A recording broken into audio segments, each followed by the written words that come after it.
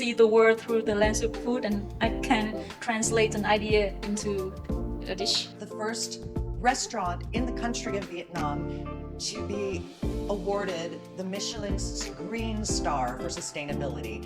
Sometimes they just not in the mood to listen to our story, so each course in the menu would be a smaller narrative that link to the bigger concept.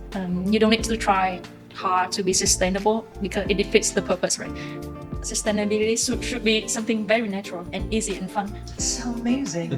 Each course would have to correspond to each of the six senses dish. But how about Listen how about touch? and say, wow, okay, this is what Vietnamese cuisine is all about. Hi, everyone, and welcome to another episode of Chat.Travel. My name is Tracy May, and today we're actually, as you can tell, we're not in the studio. We are on the road with Chat.Travel at one of my favorite restaurants in Da Nang with some of my favorite people in Vietnam.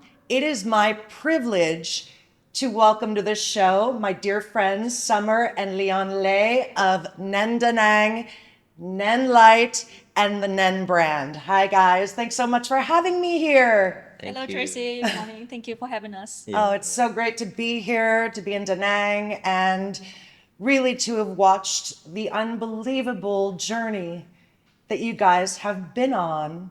You know, we met many years ago, and I've gotten to witness firsthand, like, the explosion of this brand and the miraculous things that you're doing, which we will get into, guys. But I want to start with the basics.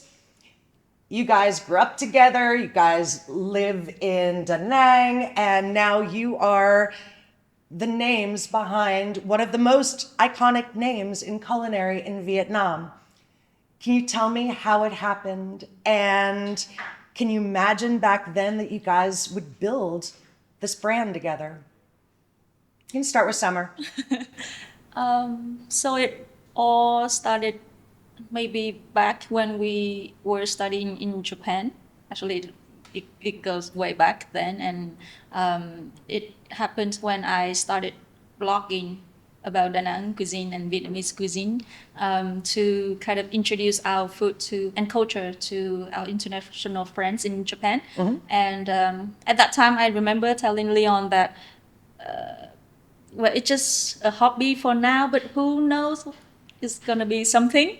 So and I didn't believe that. You're like, sure, Yeah, yeah. sounds good. Yeah, Let me know. because she was always blogging and taking photos when we went out to eat, and to me that's such a waste of time. I want to dig into my food right away. I'm sure like a lot of people. Were you holding the light for her? Yeah, and be the hand model. I was really sick of that, and someone said, hey, just keep at it. One day this may become something. All right. Yeah. If you say so. I put so much effort into that Yeah. vlog, and then I had to justify to Leon that, well, maybe someday we become something, and then it did. So from then until 2017, through the whole blogging thing, I kind of got myself into this F&B scene in Vietnam, and I kind of started to understand where Vietnamese cuisine is on the global stage and how the perception of foreigners, like I worked with a lot of journalists, international journalists from Asia and Europe and America, and I kind of had a glimpse into what the foreigners perceive about our food and cuisine. So that got me really interested, and by 2017, we decided to open Nén in Da Nang, where we are sitting here right now. Wow. But what you guys do, so to give you guys some background, last year I was at the Michelin Awards in Saigon, and not only did Nén Da Nang it was the first Vietnamese restaurant in the entire world, but the first restaurant in the country of Vietnam to be awarded the Michelin's Green Star for sustainability. that is the most prestigious award that you can really win in culinary, and really showcases your commitment to true commitment to sustainability.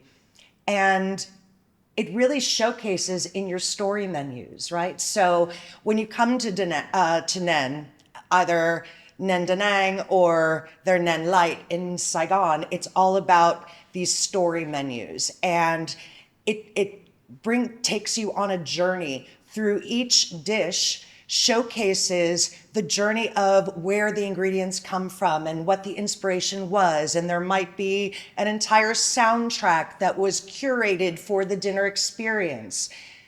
As you are the experience designer, can you tell me what triggers that for you? And when you guys are building a menu as the chef and as the designer behind it, what inspires you to build these stories the way that you do?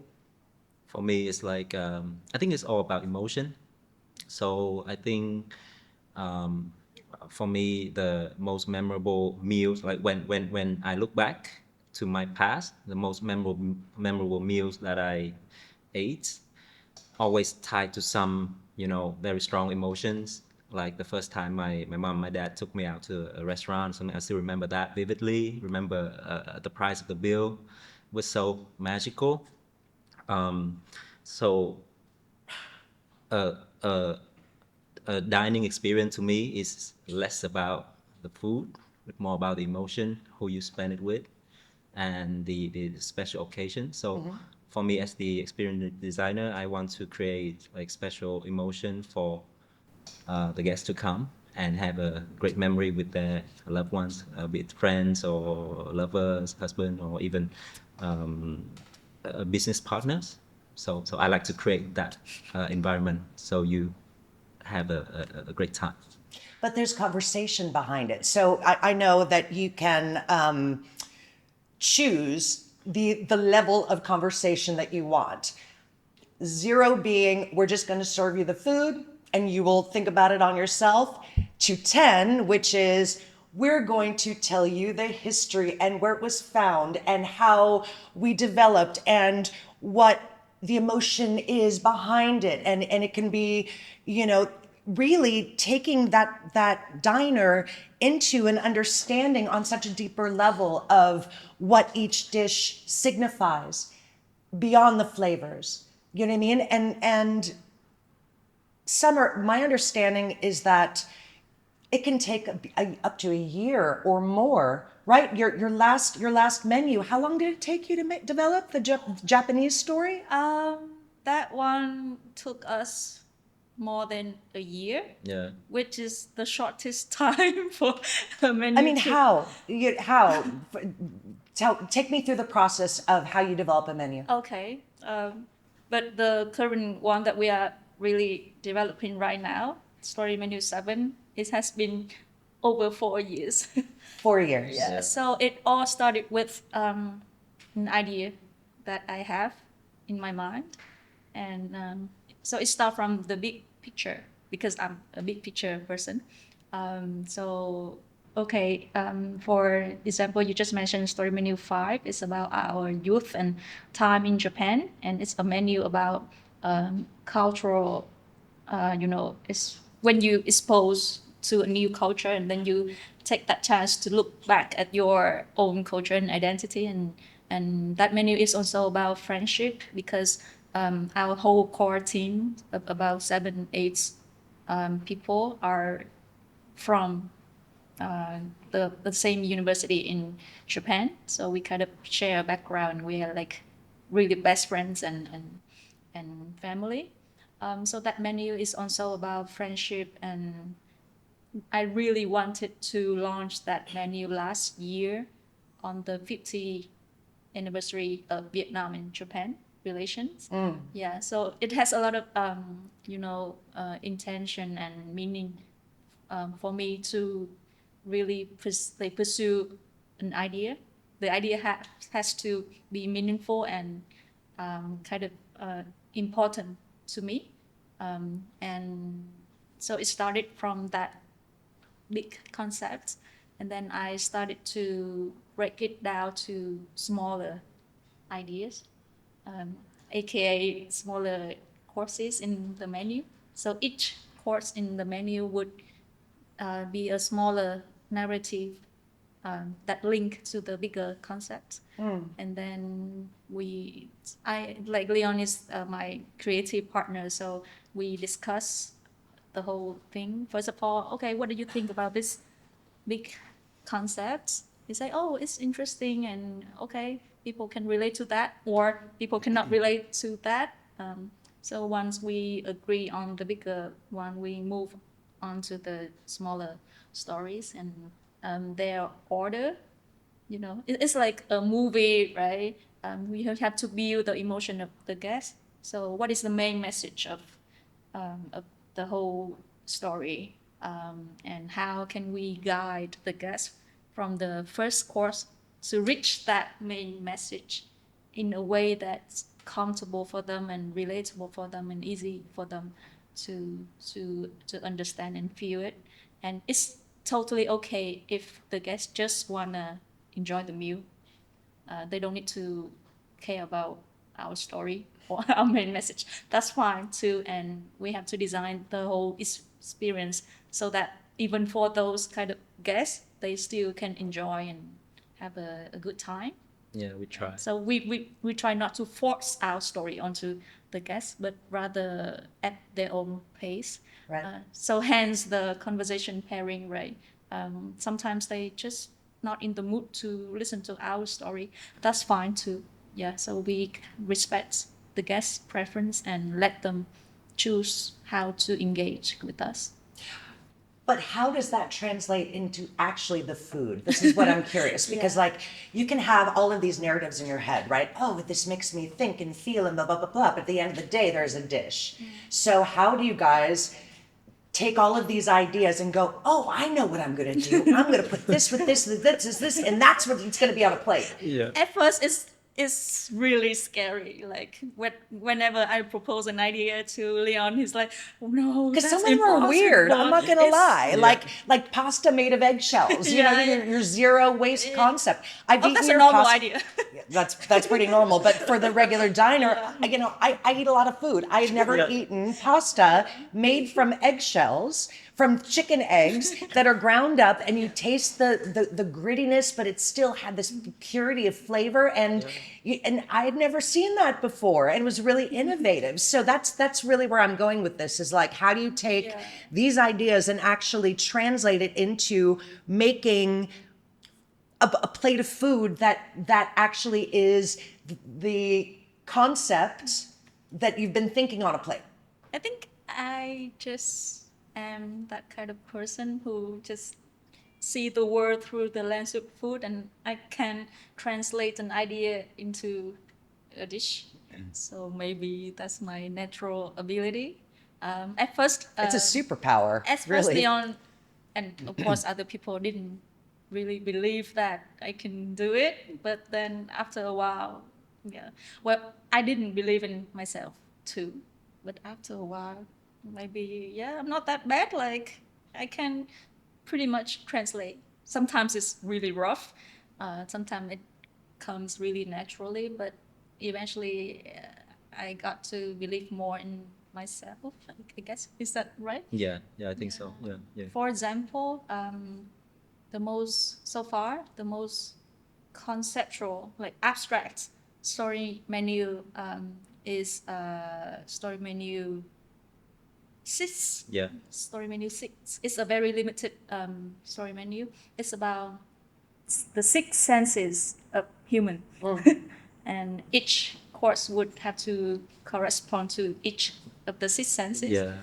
in order to reach the final conclusion, the main message that this life is beautiful and human use the 6 senses to perceive the world and see how magnificent it is. So it's a very conceptual story and narrative, and some senses are very easy to Touch, translate. smell. Yeah, Right. smell. Yeah, you can do that with food. See, it's pretty easy. Just make a beautiful looking dish. But how about Listen. listen? How about touch? But listening in culinary, I would think that being a chef is one of the only, I've talked about this before, one of the only professions that actually you utilize all six of your senses. You listen to the oil, like in the skillet, Yeah. and But crackling. it's cooking. This is about the guest eating the Right. dish. Right. Like the sound that the food would make on the table. So unless you put pop rocks in it, it goes snap, crackle, pop, right? Exactly. And that sound must, interpret, like it must tell the beauty of sound in Vietnamese cuisine. It's not just a sound, like a normal sound that normal food would make. It must be a very important and meaningful sound in Vietnamese cuisine. So, yeah, it must go that deep for us to kind of bring light an idea. And the most important dish and the most difficult dish is present, like when it's the main message, like when you are engaged with all the six senses, that's when you are fully present at the at today and the now, here and now. So yeah, kind of like those kind of concepts are very difficult to translate. But so that's why I need to constantly discuss with Leon so Yeah. we can pick a narrative, and also in terms of cooking and culinary, it has to make sense as well. Yeah. Sure. And I think we can actually get very creative with this to, like I said, the point is to bring the guest some sense of excitement, some strong emotion for the listen dish. So we arrive at the solution that for other dishes we had music, BGM, and everything. But for listen, everything needs to be silent, so the server cannot make a sound.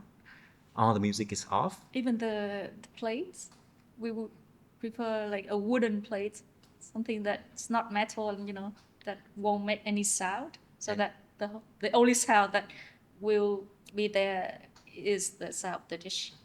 So when the guests pick it up, and then in complete silence, we told them, so you cannot make any sound, and then they put it in their mouth and they chew. They will hear the sound of the food crackling, Right. and then in Crunching. yeah, and it caused a very memorable and exciting feeling for the guests. So that's what we're aiming for all the time. It's incredible, really. And when I say that I'm such a fangirl of yours because you guys are the only ones I've ever experienced, and I eat a lot of food, that actually the commitment level to this is so prolific. It's like y'all are committed to this process, insanely committed. And but the product that is achieved is, you know what I mean? I'm so excited. Anytime you guys are launching a new menu, that I get to be one of the first to experience this and feel it on that deeper cellular level. You know what I mean? To me, that's what fine dining should be about, is not just how delicious the food is, but the journey that it takes you on, and the feeling that you have after when you're home, and you remember it, and your memory senses are alive because of it. Like that's what it's all about to me.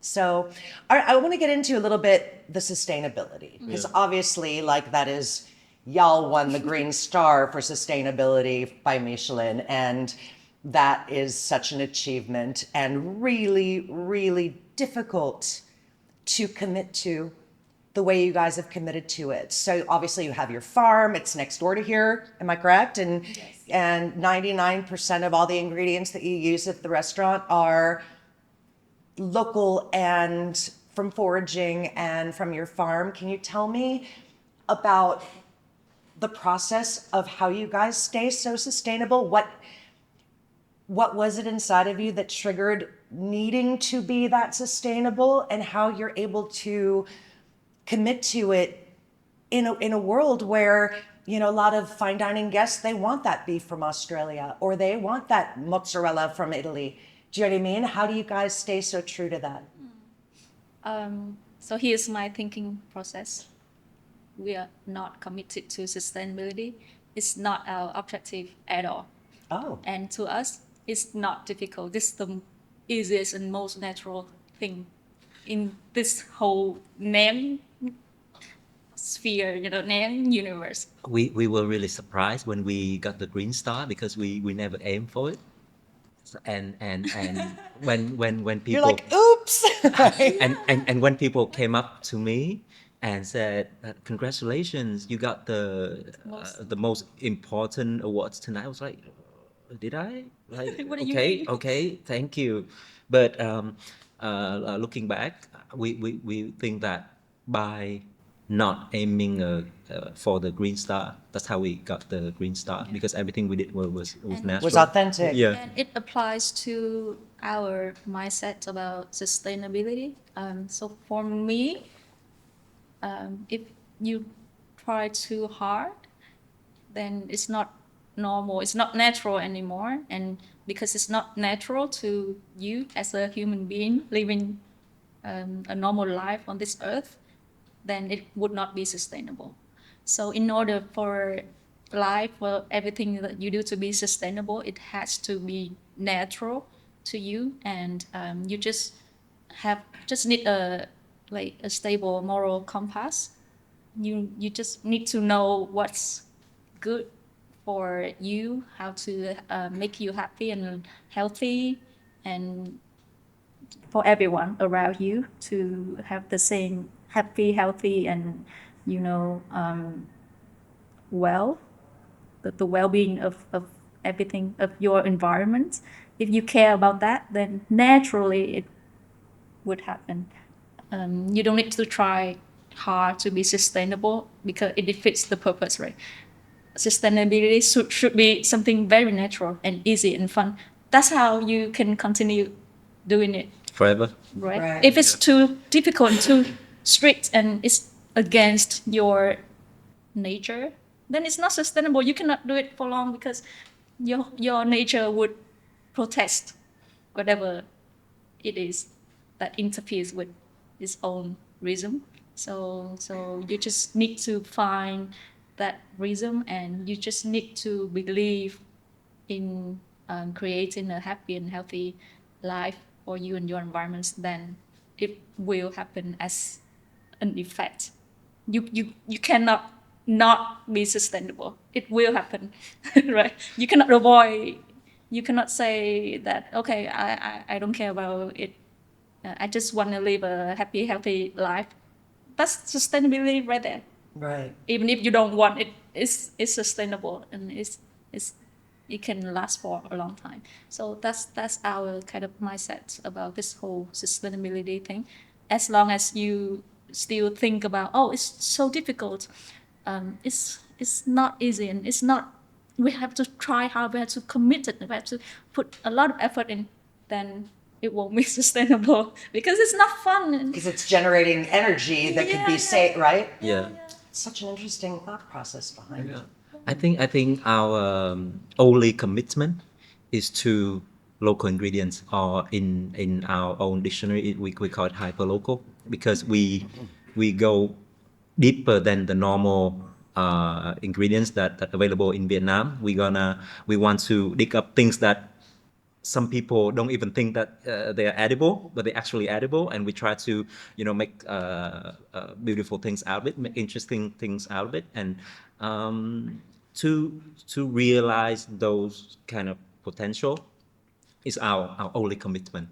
Well, your R&D must be insane. Like, But we committed to that because we genuinely enjoy that process. It's not like we are we don't like imported produce. Like I love them. Like I love eating sushi and sashimi and wagyu and stuff.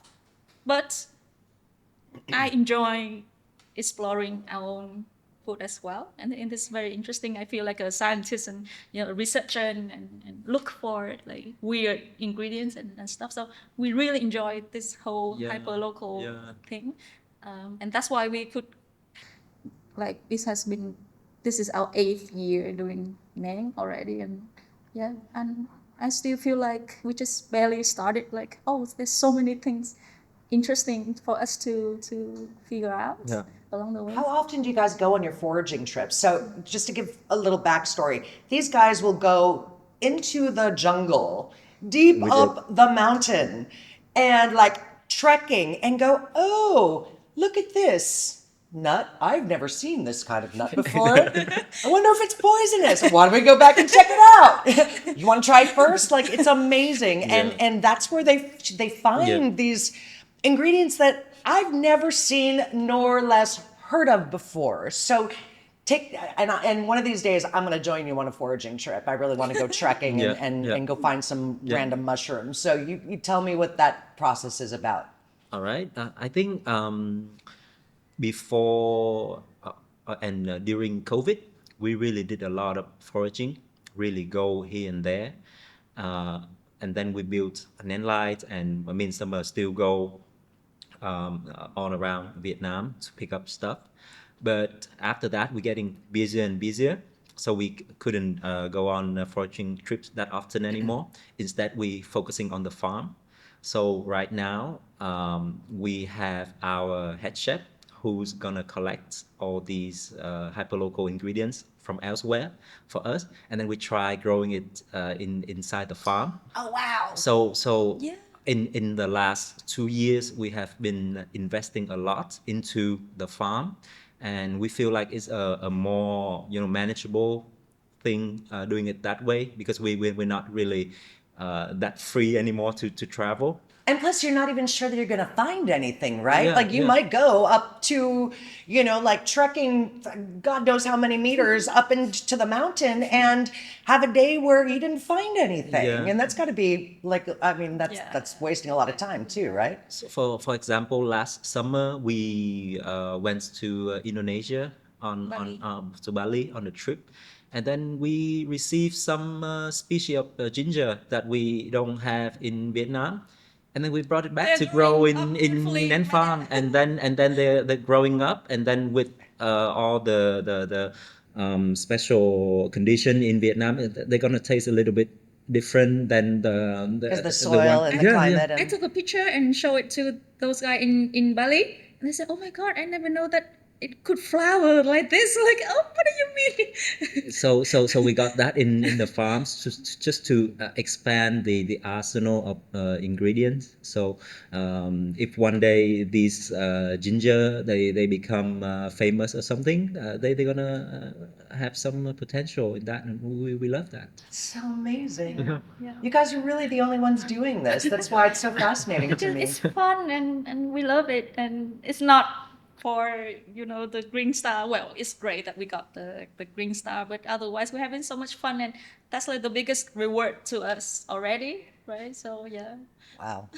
insane people. And you're not insane. Like, well, you guys are a little insane, but like, it's you guys are innovators. Yeah. You know what I mean? Yeah. And F&B is a very saturated market, and Vietnam is becoming a real hub globally of some of the best food in the world. And it's beyond how do you compete. It's because what you guys are doing, there is no competition. You know what I mean? You're the first market to be doing it in this way is very, very unique. So, keep experimenting, keep, Yeah, we will. throwing that spaghetti on the wall and seeing what little strand sticks. Exactly, Because, you know what I exactly, mean? And maybe the exactly. rest of it will all fall down, but it'll take you 4 years. Yeah. It's amazing. So why don't we talk about, I mean, what's in the future? I know you guys have gone global lately. Can you talk a little bit about it without giving away too much? You wanna talk about? I think the big dreams of ours, and also for the ones who join our team. So I'm gonna speak about us as a team. So the dream of ours is to create an international F&B brand of Vietnam that people can take a look at and be impressed and say, wow, okay, this is what Vietnamese cuisine is all about. This is what the potential of Vietnamese cuisine could be. It's not just pho and it's not just banh mi. Yeah. Yeah. This is Vietnamese Yeah. cuisine. You're missing a very important keyword is fine. Yes. Fine F&B. It's not just like Vietnamese cuisine in No, it's- general. We want to focus on the fine things. Fine dining. Yes, exactly. And because it's a brand, so whatever that we do next, it will be around food and beverages only. But we want to focus on creating fine products, fine experience, and so on. So in order for the international audience to really see the potential and the capability of younger generations of Vietnamese people who can who do respect traditions and heritage, but we can innovate and we can walk the fine line between fine finesse and traditions and history, whatever that is already available, and push it towards a very beautiful and artistic expression of our culture. Yeah. Amazing. Yeah. All right, last question, guys. What advice would you give to a young aspiring restaurateur or aspiring chef getting into this business and having creativity but no way to harness it? What advice would you give? I think we will have our own ideas, so I'll go first. I think the most important thing is just be yourself, because it's not sustainable to really follow trends or expectations from the outside world. I think the core values are so important, like what you really believe in, and the values that you want to create and send to and deliver to other people, and really focus on that and keep going until you can get that kind of objective. But I don't want to, I don't have expectation or the specific objectives, but that direction.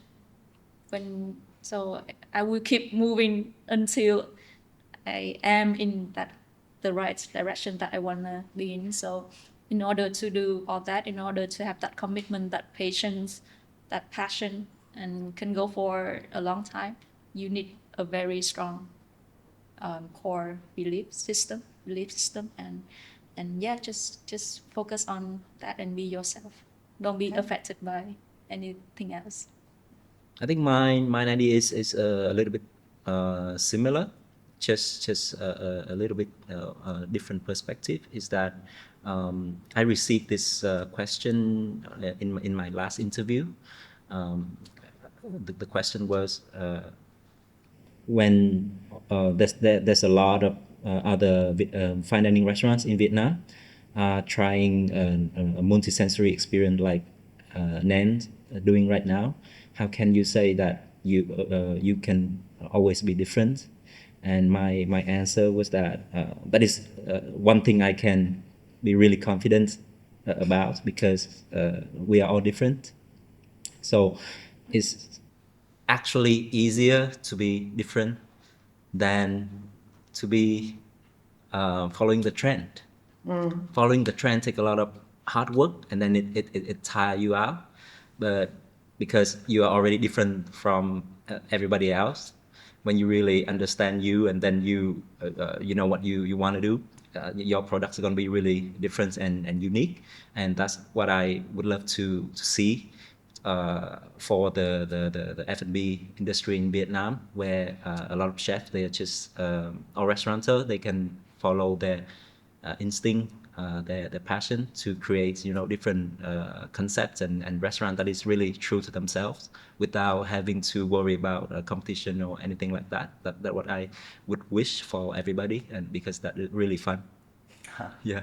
All right, Yeah. I'm going to leave it at there. Yeah. Thank you, Summer. Thank you, Leon.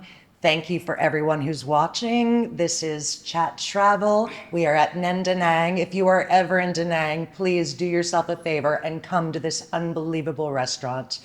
Thank you, guys. Have a great day. We'll see you next time.